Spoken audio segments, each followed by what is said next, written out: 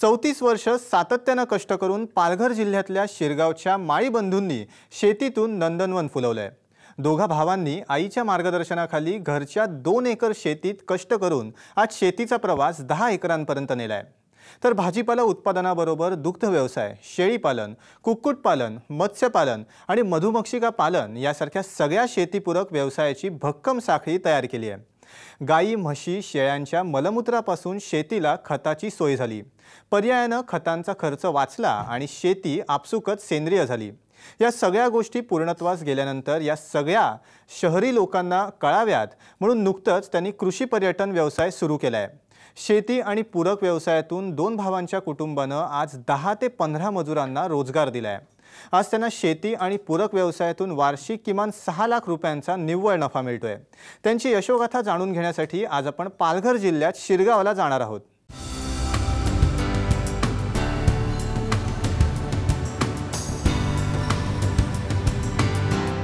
शिरगावात 30 वर्षांपूर्वी जमुना माळी यांच्या विजय माळी आणि जय माळी या 2 मुलांची 2 एकर वडिलोपार्जित शेती होती।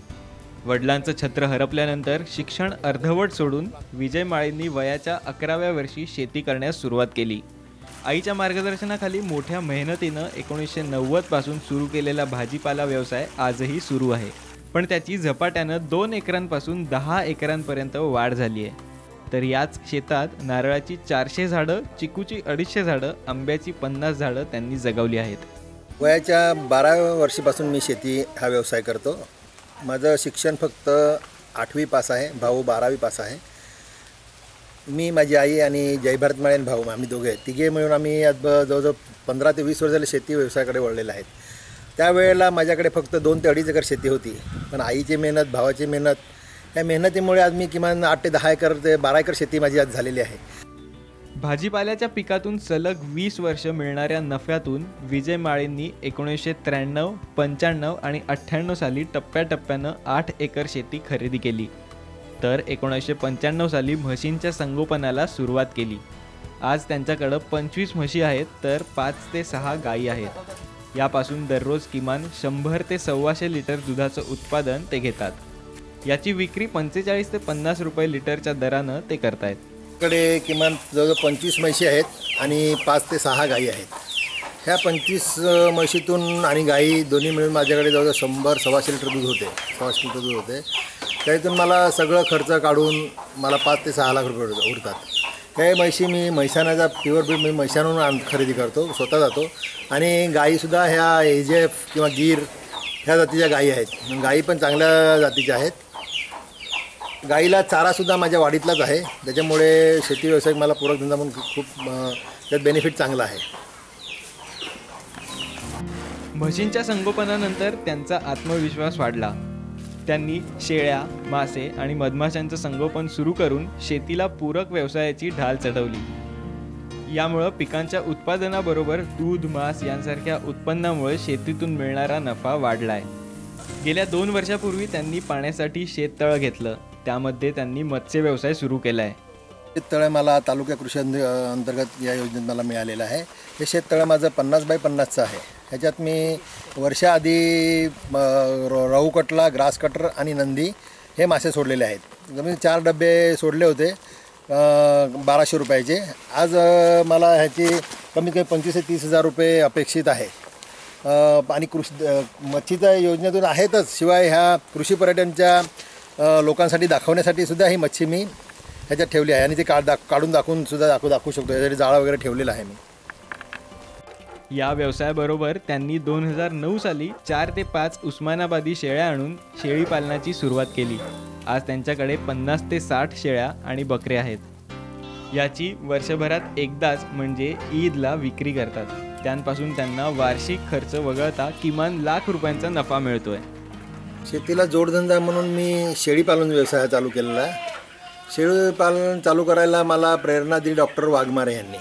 ते मला स्वतः उस्मानाबादला इकडे नेऊन त्यांनी 4 बकऱ्या आणि 2 बोकड घेण्याच्या बाबतीत मला प्रयत्न केला आणि आम्ही स्वतः ते घेऊन आले इकडे। 4 बकऱ्यामधून आज माझ्याकडून जवळजवळ 50 ते 60 बकऱ्या आहेत आणि वर्षाकाठी मी ते खच्ची करून ईदीला 12 ते 15 बोकड विकतो। तर 12 ते 15 बोकडमधून मला किमान 1.5 ते 2 लाख रुपये येतात। त्याच्यासोबतच मी एक बाजूला गावरान कोंबडी म्हणून आपल्या गावठी कोंबड्या ह्या चालू केल्या. ते माझ्याकडे 150-200 कोंबड्या आहेत. त्यात अंडी उत्पन्न आणि कोंबड्या ह्या दोन्ही 3-4 महिने तयार झाल्या का त्याही कोंबड्या विक्रीला काढतो. त्याच्यातून मला 30-40 रुपये त्याच्यातून मिळतात. म्हणजे कोंबडीचा व्यवसाय हा पण अतिशय खूप चांगला धंदा आहे, जोडधंदा म्हणून. गेल्या 20 वर्षात विजय माळींनी शेतीतून मोठी प्रगती केली. आज त्यांच्याकडे दुधाचं, मांसाचं आणि मधाचं उत्पन्न येत आहे. तर सगळ्यात महत्त्वाचं म्हणजे रासायनिक खतांचा वापर न करता पिकवलेल्या भाज्यांचं आणि धान्यांचं प्रमाण जास्त आहे. या सगळ्या गोष्टी पूरक झाल्यानंतर यंदा त्यांनी 40 ते 50 माणसांच्या बांबू हाऊसमध्ये राहण्याची सोय करून कृषी पर्यटनाला सुरुवात केली आहे. सुरुवातीला फक्त शेती आणि दुग्ध व्यवसाय होता, पण आता 10-12 वर्षात एवढी प्रगती केली आहे की आता कुक्कुटपालन, शेळीपालन, मत्स्य व्यवसाय आणि भरपूर प्रमाणात शेती करतात. प्रत्येक प्रकारच्या पालेभाज्या, फळभाज्या सर्व उपलब्ध आहे इथे. आणि आता एवढं सगळं खूप केलं आहे आणि पर्यटनासाठी खूप छान केलं आहे. तर ह्या सगळ्यातून आम्हाला भरपूर व्यवस्थित उत्पन्न मिळते. ह्या सर्वात आम्ही सर्व समाधानी आणि सुखी आहेत. त्यामुळे आता आम्हाला खूप छान वाटते. आज शेती आणि शेतीपूरक व्यवसायात माळी कुटुंबानं स्वतःला गुंतवून घेतलंय. पिकांच्या, दुधाच्या, शेळी, मासे यांच्या मांस विक्रीतून त्यांना वार्षिक किमान 10 लाखांचा नफा मिळतोय. तर शेतीचा आणि कुटुंबातल्या व्यवस्थापनाचा खर्च वगळता त्यांना 6 लाख रुपये निव्वळ नफा हाती मिळतोय. संपूर्ण शेतीमधून मला दुग्ध व्यवसायामधून मला किमान 4 ते 5 लाख रुपये वर्षाकडे निव्वळ उरतात. आणि त्याच्यानंतर मला शेळीपालन आहे. शेळीपालनात 1.5 ते 2 लाख रुपये शेळीपालनमधून मिळतात. मत्स्य व्यवसायामधून किमान मला 25-30 हजार रुपये मत्स्य व्यवसायामधून मिळतात.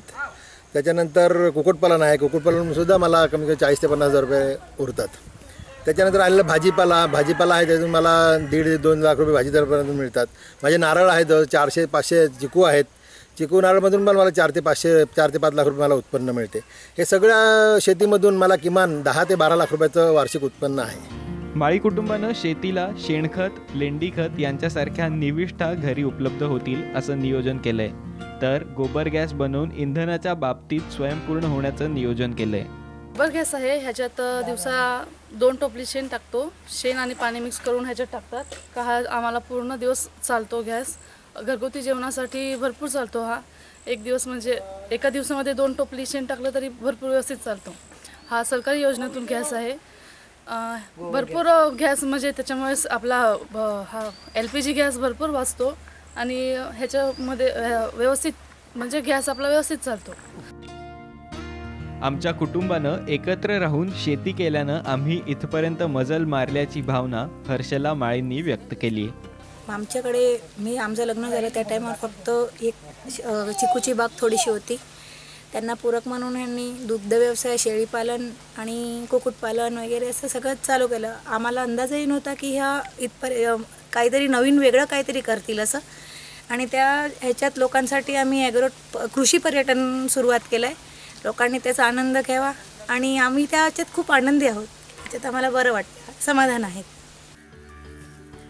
पतीच्या निधनानंतर मुलींनी आणि सुनांनी केलेल्या कष्टामुळं आज शेती विकत घेऊन ती फायद्यात आणता आली. तर सुनांच्या साथीमुळं शेतीतून लाखोंचा नफा मिळवता आल्याची भावना आई जमुनाबाई यांनी व्यक्त केली आहे. आमच्याकडे 2 एकर जमीन होती. तर आम्हाला वाटलं नाही का आम्ही एवढी जागा घेऊ. 12 एकर आता जमीन केलेली आहे. आणि आमच्या मुलांनी म्हशी, गाई, बकरी, शेती भरपूर आता केली. आता आम्हाला कृषी पद्धतीने पर्यटन चालू केलं आम्ही आणि त्याच्यात आम्हाला समाधान आहे. आज विजय आणि जय माळींनी शेती आणि पूरक व्यवसायातून 10 ते 15 मजुरांना वर्षभर रोजगाराची संधी उपलब्ध करून दिली आहे. तर येत्या काही काळात त्यांच्या कृषी पर्यटन केंद्रावर देखील मोठ्या प्रमाणात पर्यटक येणार असल्यानं आणखी काही लोकांना रोजगार दिला जाईल असा विश्वास त्यांना वाटतोय. मी इकडे गेली 7-8 वर्ष झाली मला इकडे कामाला, शेतीची वाडीची. मला ही आवड आहे. त्यासाठी मग शेती हे सांभाळतो. म्हणजे आमचे सेट आहे ते आम्हाला बघतात. आम्ही इकडे लग्न पण त्यांनीच करून दिलं आणि मला ही आवड आहे. त्यासाठी मी शेतीतच काम करतो. घर वगैरे त्याच्यात उरतं ते घरी आणि इकडे सांभाळून घेतो. माळी यांच्याकडे आज मुळा, पालक, वांगी, मेथी, शेवगा, नारळ, चिकू, आंबा यांसारख्या पिकांचं सेंद्रिय उत्पादन आहे. सेंद्रिय पद्धतीमुळे त्यांचे रासायनिक खतांवरचे वार्षिक लाख रुपये वाचतायत. त्यामुळे शेतीचा पोत सुधारतोय. शिवाय विषमुक्त भाज्यांची निर्मिती होते. शेतीत सातत्यानं 34 वर्ष कष्ट केल्यामुळं गेल्या वर्षी कृषी विभागानं माळींना शेतीनिष्ठ पुरस्कार देऊन गौरवलं आहे. शेतीमध्ये मी आता पूर्ण झालं असं वाटते मला. आणि शेती करण्यामध्ये उद्दिष्ट म्हणजे मी जोडधंदा केला, त्याच्यामध्ये बऱ्याचशा शेतीमध्ये चांगली प्रगती केली. आणि शेतीनिष्ठ पुरस्कार हा मला 12-13चा शेतीनिष्ठ पुरस्कार राज्यपाल हस्ते आणि मुख्यमंत्री यांच्या हस्ते मला मिळाला. आज तरुण वर्ग शेती सोडून गावांकडून शहरांकडे पळताना दिसतोय. अशा वेळी विजय आणि जय माळींनी शेती तसंच शेतीपूरक व्यवसायांची भक्कम कडी करून शेतीबरोबर पूरक व्यवसायातूनही लाखांचा नफा मिळवता येतो हे दाखवून दिलंय. त्याचप्रमाणे मेहनत, कष्ट आणि नियोजन ठेवल्यास शेतीतून कुटुंबाची प्रगती होऊ शकते हेच दिसतंय. रुपेश पाटील, साम TV, पालघर.